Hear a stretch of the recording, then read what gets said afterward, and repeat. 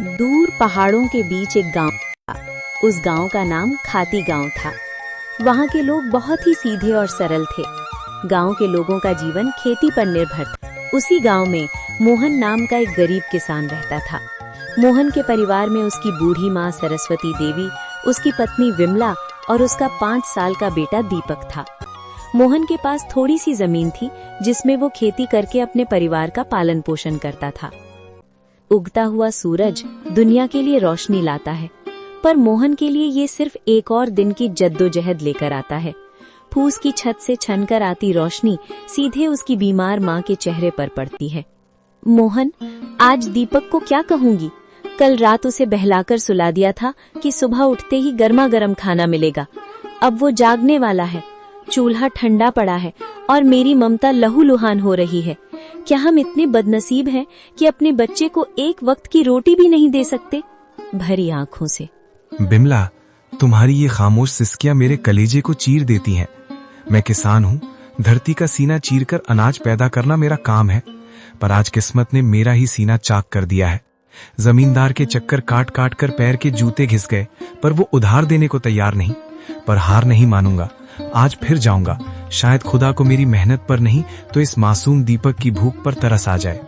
सरस्वती देवी अंदर से खांसते हुए, बेटा मोहन, पास आ। देख, मेरा अंत समय करीब है, पर मुझे अपनी मौत का डर नहीं है। मुझे डर है कि कहीं मेरी गरीबी तेरे जमीर को न खा जाए। बेटा, भूख बहुत बड़ी चीज है, बड़े बड़ों का ईमान डिगा देती है। पर तू वादा कर, चाहे पेट पीठ से सट जाए पर कभी किसी का बुरा नहीं करेगा। भगवान की लाठी बेआवाज होती है पर चोट गहरी करती है। माँ, आपके संस्कार ही मेरी पूंजी है।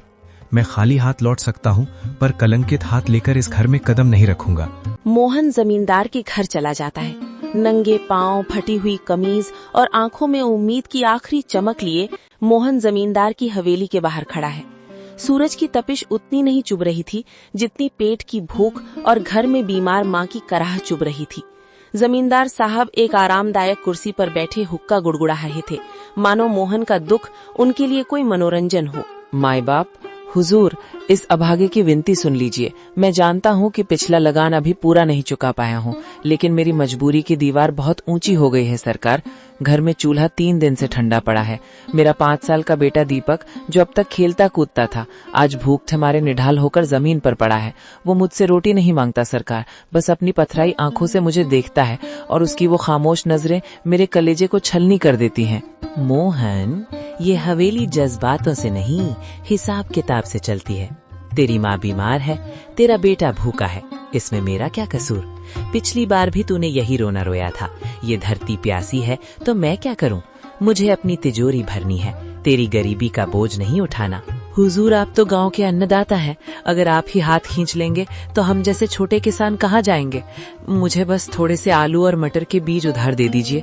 मैं दिन को दिन नहीं समझूंगा, रात को रात नहीं देखूंगा। मैं अपने खून पसीने से उस बंजर जमीन को सींच दूंगा। मैं वादा करता हूँ सरकार, फसल कटते ही सबसे पहले आपका कर्ज चुकाऊंगा। मेरी माँ घुट घुट कर मर रही है, उसे दवा चाहिए। हुजूर, एक बाप होने के नाते मुझ पर तरस खाइए। क्या एक गरीब के बच्चे को जीने का हक नहीं है? हक की बातें मत कर मोहन, हक अमीरों की जागीर होती है। बीज चाहिए, बीज की कीमत लगती है। तेरे पास देने को क्या है? वो 2 बीघा जमीन जो पहले ही गिरवी है। जा, यहाँ से दफा हो जा। अपनी इन भीगी आंखों से मुझे पिघलाने की कोशिश मत कर।